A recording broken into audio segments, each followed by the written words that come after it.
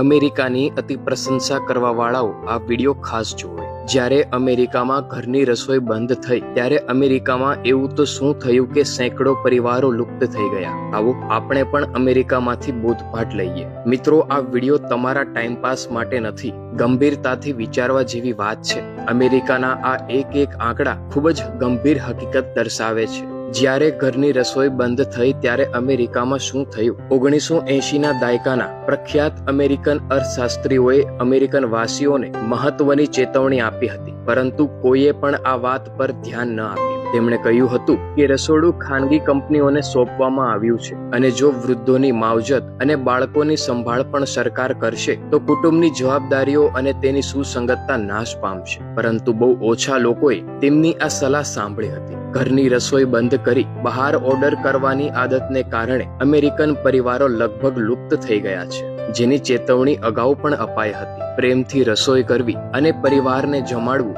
એટલે કુટુંબને સ્નેહથી જોડવું। રાંધણ કળા ફક્ત કળા નથી, કૌટુંબિક સંસ્કૃતિનું કેન્દ્ર બિંદુ છે। આ હકીકત સમગ્ર દુનિયાએ ભારત પાસેથી શીખવી જોઈએ। જો ઘરમાં રસોડું જ ન હોય, માત્ર બેડરૂમ હોય, તો તે કુટુંબ કે પરિવાર નથી, હોસ્ટેલ કે હોટલ છે। અમેરિકામાં રસોડું બંધ કરનાર પરિવારોનું શું થયું? 1971માં અમેરિકાના 70% ઘરોમાં પતિ પત્ની અને બાળકો સાથે રહેતા હતા। આજે 50 વર્ષ પછી તે ઘટીને 20% થઈ ગયા છે। તે સમયે રહેતા પરિવારો હવે નર્સિંગ હોમ અને વૃદ્ધાશ્રમમાં રહે છે। અમેરિકામાં 15% મહિલાઓ સિંગલ પરિવારમાં એકલી રહે છે। ફક્ત મહિલાઓ જ નહીં, પુરુષો પણ એકલા રહે છે। આ ગડબડ ગોટાળાને કારણે અમેરિકામાં લગભગ 50% પહેલા લગ્ન છૂટાછેડાથી સમાપ્ત થાય છે। આટલું જ નહીં, બીજા અને ત્રીજા લગ્ન પણ સમસ્યા બન્યા છે। અમેરિકામાં લગ્નના ભંગાણનું ઉદાહરણ છે। જો રસોડું જ ન હોય તો આપણા ભારત દેશની મહિલાઓ દુકાનોમાંથી કેક, મીઠાઈઓ ખરીદશે, હોટલમાં દર રવિવારે જમવા જશે, તો અહીંયાના પરિવારો પણ એક દિવસ અમેરિકા જેમ નાશ પામશે।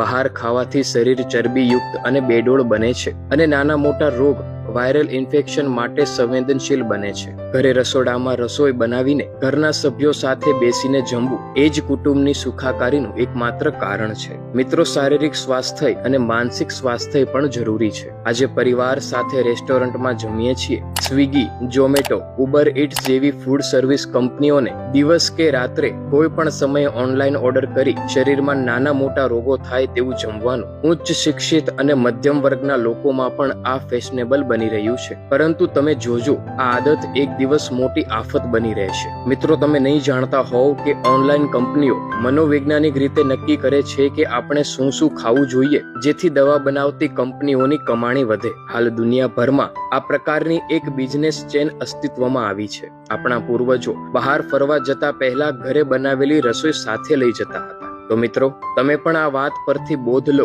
અને ઘરે રાંધો, સાથે જમો અને આનંદથી જીવો। પછી તમારી મરજી, ઘરને એક મંદિર બનાવવું છે કે શોરૂમ। મિત્રો, આ વ્યસ્ત દુનિયામાં પરિવાર બચાવવા માટે, પરિવાર સાથે સમય પસાર કરવા માટે તત્પર રહેવું જોઈએ। જે મીઠાશ ઘરે રાંધેલા ભોજનમાંથી મળે છે, એ મીઠાશ હોટલ કે રેસ્ટોરન્ટમાંથી ક્યારેય નહીં મળે। એટલે જ પરિવાર સાથે ભોજન કરવું જોઈએ, જેનાથી પરિવારના દરેક સભ્યો વચ્ચે આત્મીયતા ભાવ અને કુટુંબની એકતા અને અખંડિતતા જળવાઈ રહે છે, અને ત્યારે જ ઘર મંદિર કરતા પણ વધારે પવિત્ર સ્થળ બને છે। મિત્રો, જો આ માહિતી પસંદ આવી હોય તો વિડીયો લાઈક કરજો અને તમારા મિત્રો અને પરિવારજનોને જરૂરથી શેર કરજો।